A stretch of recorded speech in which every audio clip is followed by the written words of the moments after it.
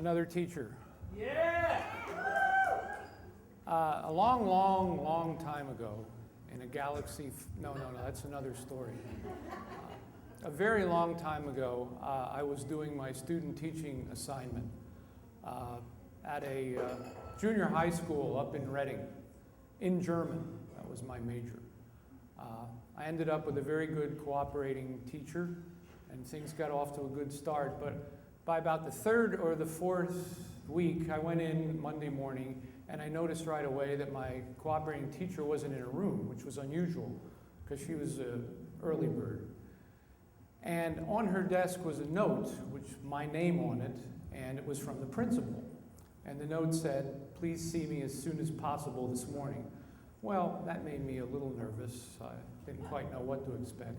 I wondered if they had found out about the felony conviction already. But no, he had two things to tell me. First of all, my cooperating teacher would not be in that day, and she would not be in for probably the next 4 or 5 weeks due to a medical emergency. And the other thing that he was concerned about was that he could not find a German-speaking substitute. There just weren't any.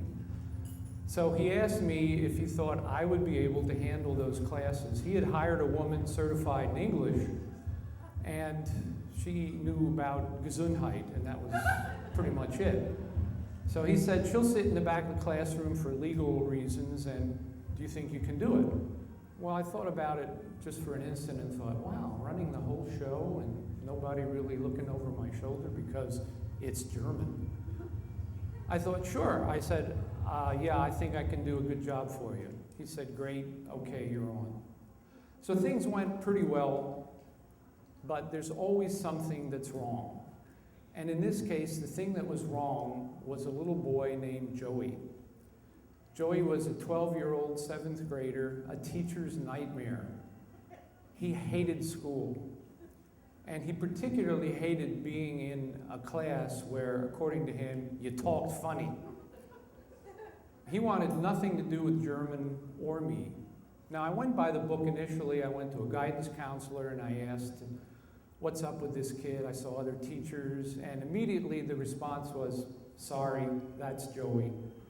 You're not going to make any progress with him. Just do the best you can. Well, doing the best you can with this kid wasn't easy.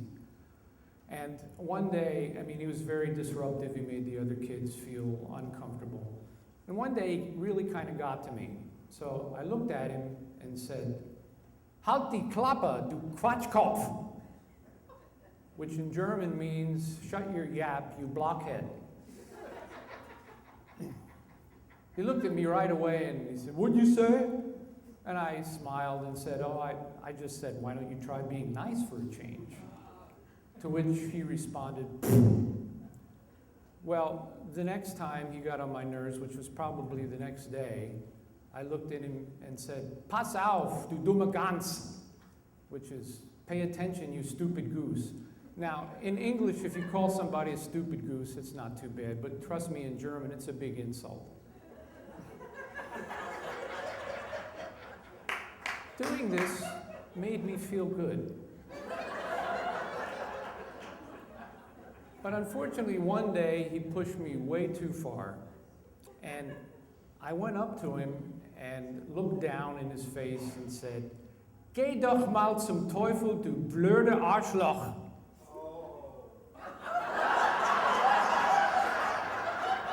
Which apparently, some of you know means, go to hell, you goddamn little asshole.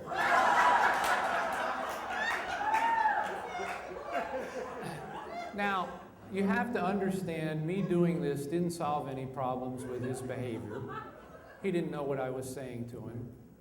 But it helped me. And that's all that counted. It was a way for me to let off steam. So I kept doing it. Well, the story ends. One day, a little girl from Joey's class stops by my classroom at the end of the day. Her German name was Inge, and Inge was the exact opposite of Joey. She was a wonderful student, tried hard, was very responsive, remembered things, which was amazing. And I looked at her and I said, Inge, was gibt's? Which means what's going on. And she knew that right away because she paid attention. And I said, did you forget something? And she said, no. I said, well, is there something I can do for you? And she took a moment, looked me straight in the eye, and in perfect German said, Keine Angst, Herr Sperber, Ihr Geheimnis ist bei mir sicher. Which meant, don't worry, Mr. Sperber, your secret is safe with me.